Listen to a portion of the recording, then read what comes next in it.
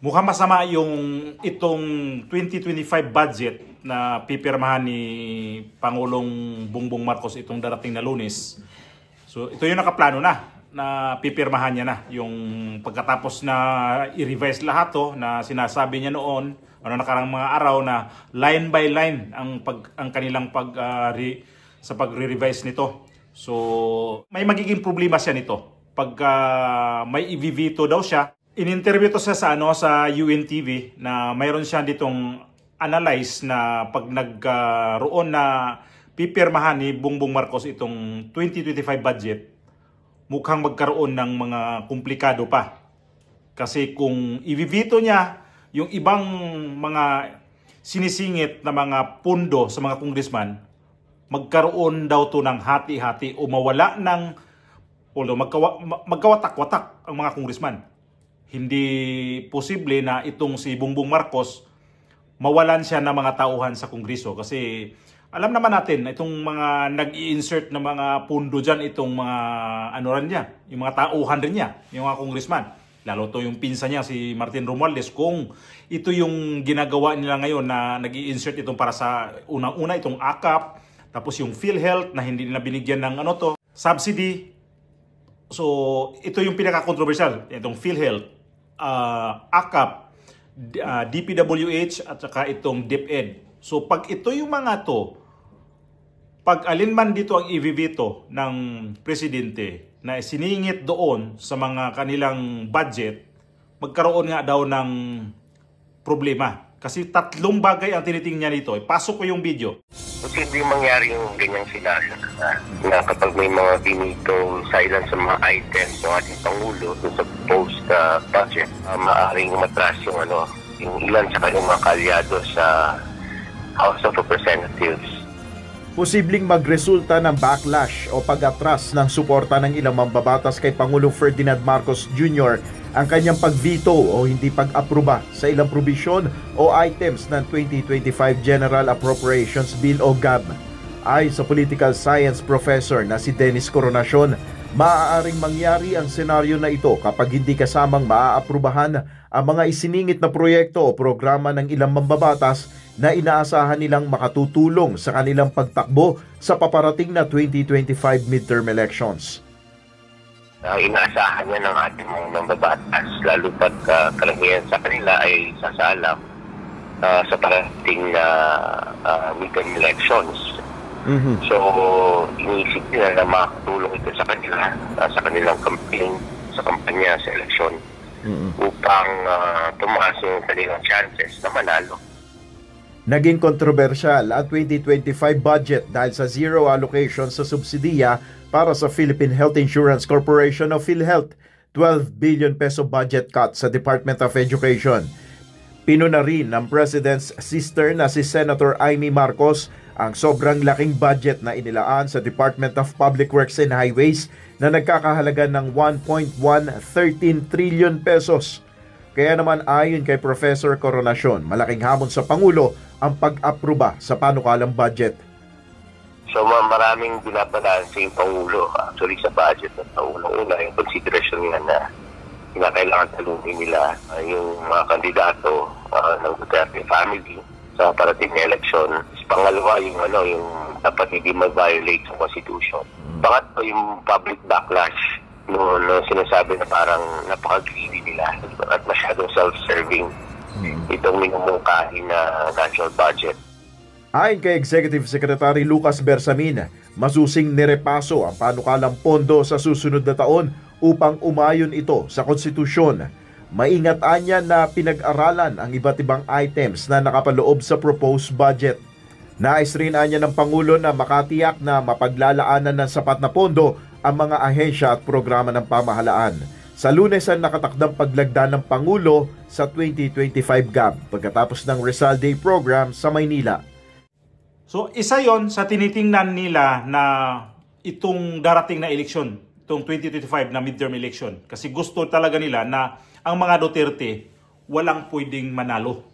Isa yan ibig sabihin nun, na talagang gusto na as in walang Duterte mananalo o mga kakampi ng mga Duterte para mayroon silang plano nga itong sa sunod na 2028 election, na mayroon silang plano niya na wala ng Duterte na pwedeng tatakbo dyan sa 2028 election.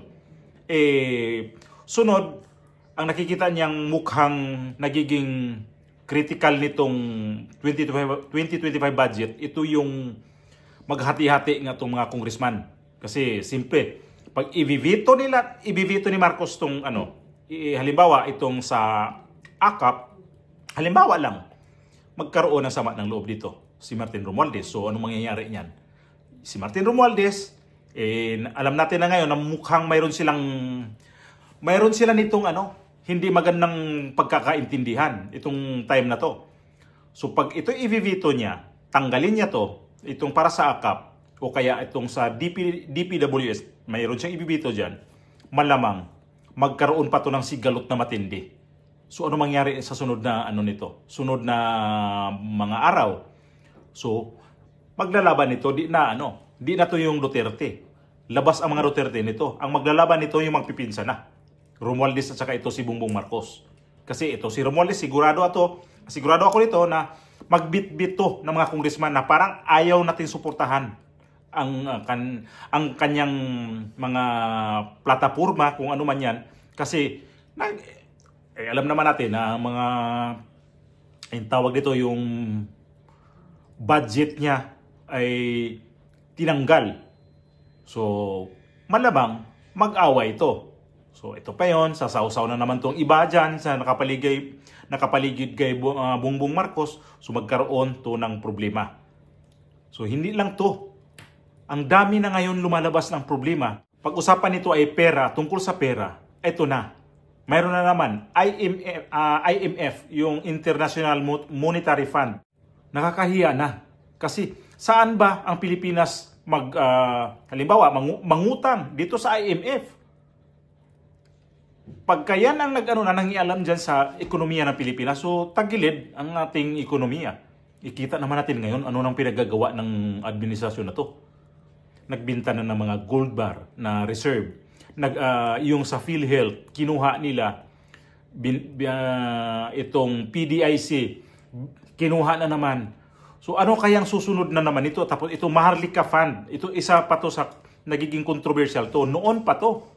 Controversial to kasi ito yung halos ang kanyang suna na pinilit talaga to para magiging ibida niya sa kanyang pagsusuna. Ina-approve, minamadali nila ngayon. Ito yung dahilan na itong Land Bank at saka DBP, ito yung doon sila nagkuha ng pera nito para ipundo dito sa Maharlika Fund. Ngayon, ang Maharlika Fund nakatingga. Anong gagawin yan dyan? Naglagay siya ng mga tao dyan. Magkano ang pasweldo dyan? Ang mga tao dyan. Alam ko itong si Benjamin Jokno, nandyan nilagay. Dating Department of Finance. Dyan yan siya nilagay ngayon. Kasi parang nagiging nagiging governor ng Central Bank. Parang inalis siya doon. Tapos inilagay dito sa Department of Finance. Kaya lang siya parang hindi niya gusto ang Department of Finance. Parang nag-request siya na ibalik siya sa Central Bank. Ngayon ang ginawa, nilagay siya sa dito sa may Maharlika Fund. Ang laki ng sweldo diyan. So walang nangyari sa Maharlika Fund ngayon. Anong niyan? Anong mga investor ang pumasok diyan? Wala. Yan ang niya dati na kailangan meron yan para mga investor dyan papasok. Pero wala Anong mga investor papasok ngayon sa Pilipinas? Bagsak nga tayo. Yun nakakahina ng loob talaga itong panggobyerno na to ni Marcos ngayon. Kasi parang di niya alam talaga, di niya alam kung saan pupunta yung ng kanyang administrasyon. So tayo dito parang hindi natin maintindihan yung mga diskarte niya kung di pa sila magkaintindihan ito ng kapatid niyang si Amy Marcos. So ito yun, mag-i-election na. May impeachment pa silang hindi pa to na naumpisahan din. So ang dami niyang dapat gawin na hindi niya naatupag. dahil dito sa budget ngayon na sinabi niya na line by line, kailangan nilang titingnan to para pag pipirmahan niya to, hindi siya magiging magkaroon ng problema. Kasi pag magkaroon ng problema to, ang daming nagbabantay nito ngayon. Baka ito pa dahilan, baka ma-impeach pa to.